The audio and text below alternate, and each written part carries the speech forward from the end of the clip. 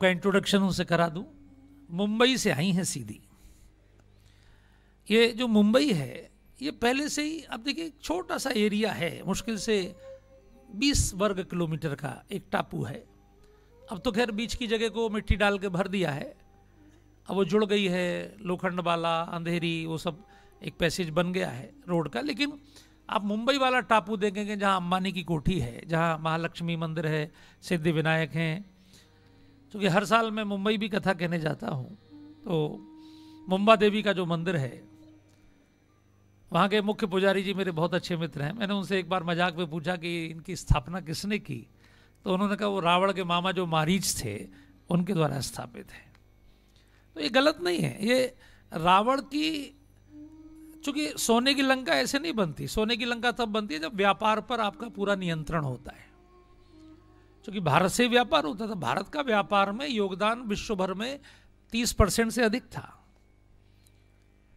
तो ये जो मुंबई है भारत का साउथ वेस्टर्न कॉर्नर है, और साउथ वेस्ट का स्थान हमेशा लक्ष्मी का होता है।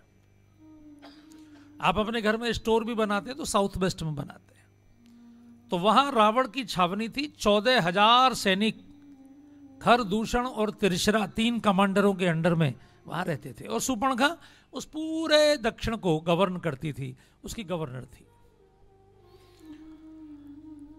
तो सुपर्णखा पंचवटी आई है, क्योंकि वहां से पंचवटी बहुत पास है, बिल्कुल एकदम नासिक मुंबई से अगर आप अपनी कार से जाएंगे तो मुश्किल से 3 घंटे 4 घंटे बस।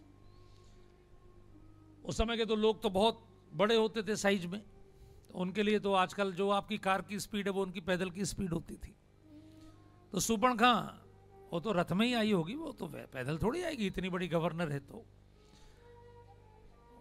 वो आती रहती होगी। चूंकि त्र्यंबकेश्वर महादेव का ज्योतिर्लिंग है, और ये लोग कैसे भी हों लेकिन भगवान शिव के तो परम भक्त थे ही।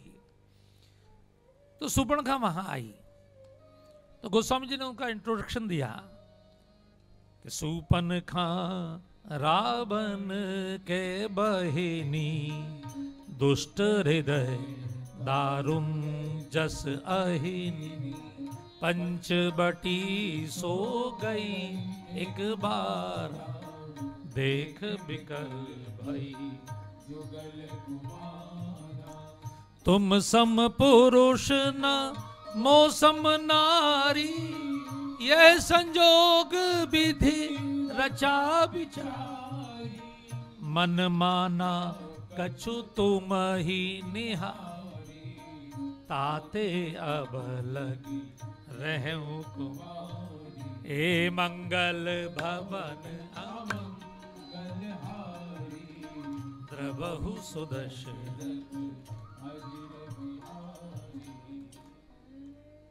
मंच की आवाज थोड़ी सी कम कर देंगे मेरे स्पीकर से।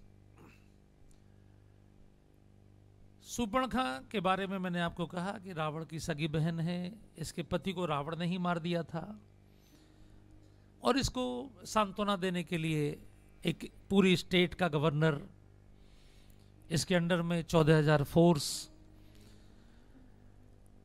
ये पंचवटी गई तो वहां दोनों भाइयों को देखकर मोहित हो गई, क्योंकि दोनों इतने सुंदर हैं। कितने सुंदर हैं उनके बारे में लिखा, राम लखन दो बंधुबर, रूपशील बलधाम, तीनों गुणों के भंडार हैं, रूप, शील और बल।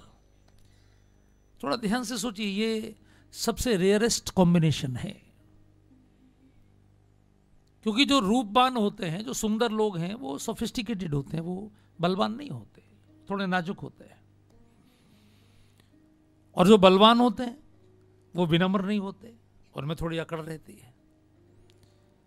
तो जो विनम्रता में भी सबसे टॉप पर है, जो रूप में भी और जो बल में भी, और उस सही जगह अपने सही गुण का उपयोग करते हैं। जैसे रूप से उन्होंने अपनी पूरी ससुराल को जीता। जनकपुर में जिसने देखा, यानी जनकपुर का राजा जो किसी के शरीर से आकर्षित नहीं होता था, वो दीवाना हो गया। तो रूप से उन्होंने ससुराल को जीता, बल से उन्होंने राक्षसों को जीता, और विनम्रता से उन्होंने संतों को, गुरुओं को, अयोध्या के लोगों को, अपने से बड़े लोगों को, सबको। तो दोनों भाइयों को देखकर मोहित हो गई, क्योंकि दोनों परम सुंदर हैं। अब मोहित होने में कहीं कोई वैसी बात नहीं है, कोई पाप नहीं है मोहित होना। लेकिन अब एक व्यक्ति एक को देखकर मोहित हो तो समझ में आता है ये दोनों को देखकर, ये राक्षसी कल्चर है। ये फिर आत्मिक वो नहीं है, वो केवल फिर वासनात्मक है।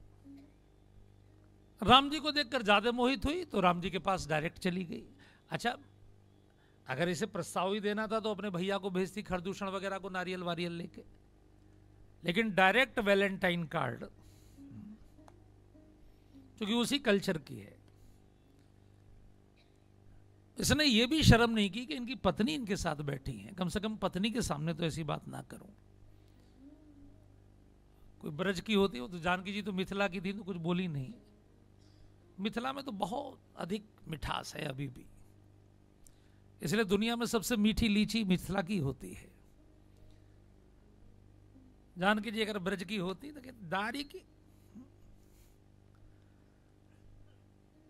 जानकी जी इस प्रसंग में बोली नहीं बिल्कुल, वो सीधी राम जी के पास पहुंच गई और वहां जाकर उसने अपना इंट्रोडक्शन दिया कि मैं अभी अभी मिस यूनिवर्स का खिताब जीत कर आई हूं। दुनिया में मेरे समान कोई सुंदर नहीं है, अपने लिए वर खोज रही हूं, अभी तक कुंवारी हूं, मेरे लायक कोई मिल नहीं रहा। हालांकि आप भी मेरे योग्य तो नहीं हो, लेकिन अब तक जितने मिले हैं उनमें अवेलेबल बेस्ट हो। बेस्ट नहीं हो, अवेलेबल बेस्ट। तो कहीं ना कहीं तो समझौता करना ही पड़ता है, तो मैं मन को समझा लूंगी।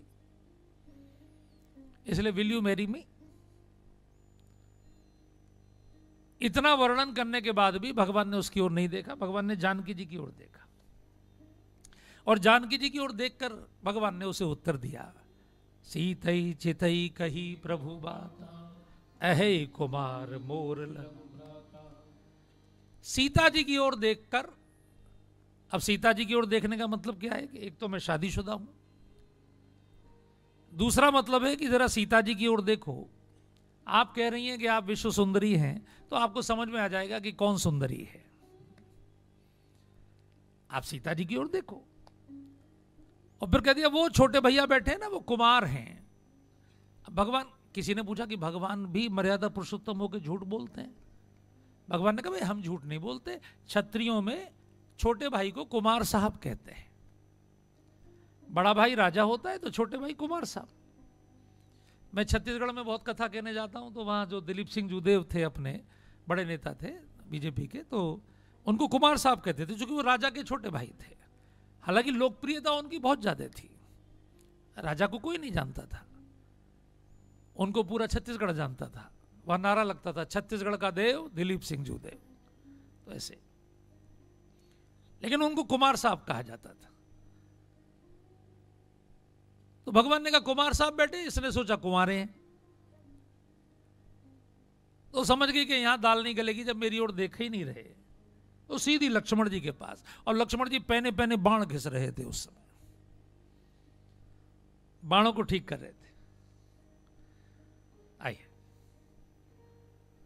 इसने वहां जाकर भी वही अपना वर्णन किया, I am Miss Universe and so, तो will you marry me. Lakshman ji ने इसकी ओर देखा तो नहीं, लेकिन उसको कहा सुंदरी सुन मैं उनकर दासा। हे सुंदरी, मैं उनका दास हूं जिनके पास से तू आ रही है, और अगर तू मुझसे शादी करेगी तो फिर तेरा प्रोटोकॉल बदल जाएगा। अभी तू गवर्नर है, अभी तो तेरे नाम के पहले हर हाईनेस लगता है, लेकिन फिर तेरे नाम के आगे दासी लगेगा, क्योंकि दास की पत्नी बनेगी तो दासी। अच्छा, मास्टर जी की पत्नी सेठ जी की पत्नी सेठानी, पंडित जी की पत्नी पंडितानी, तो दास की पत्नी, तो तू दासी होना तो पसंद नहीं करेगी, तेरा तो अपना प्रोटोकॉल है, तू महारानी ही होना पसंद करेगी। बोले हाँ वो तो है, तो वही जा। बोले वो मना कर रहे, वो कह रहे मेरी हो गई। लक्ष्मण जी ने कहा उसमें क्या प्रॉब्लम हो गई, हमारे बाप की तो 3 हुई थी, उनकी तो 1 ही हुई है, थोड़ा प्रयास कर, रख लेंगे तुझे भी। और बस समझ ले 6 महीने बचे हैं, 6 महीने में अच्छे दिन आने वाले हैं, वनवास के 6 महीने बचे हैं। महारानी हो जाएगी। सूर्पणखा फिर राम जी के पास। भगवान ने कहा, अरे सूर्पणखा वो बहुत मजाकिया है, तू उसी के पास जा, उसकी पत्नी होकर दासी नहीं बनेगी, तेरा प्रोटोकॉल भी महारानी का होगा, क्योंकि राजा के छोटे भाई की पत्नी का प्रोटोकॉल भी रानी का ही होता है। फिर उसको वहां भेजा और उसने बेचारी ने 2-4 चक्कर इधर उधर लगाए तो उसकी खोपड़ी घूम गई और फिर उसने जानकी जी पर आक्रमण किया। और लक्ष्मण जी तो तैयार बैठे थे, एक इशारे में तो उन्होंने नाक कान भिन्न भई बिकरारा हाय हाय करती हुई भाग गई। अबे सूर्पणखा के बहाने सीधे रावण को चुनौती है। अब थोड़ा 1 मिनट के लिए ध्यान से देखिए कि सूर्पणखा ने जानकी जी पर आक्रमण क्यों किया। वो तो उस पूरे एपिसोड में बोली नहीं। उन्होंने भगवान राम से एक बार भी नहीं कहा कि इससे बात मत करना। उन्हें भरोसा है अपने पति पर। शांत बैठी हैं, बिल्कुल शांत।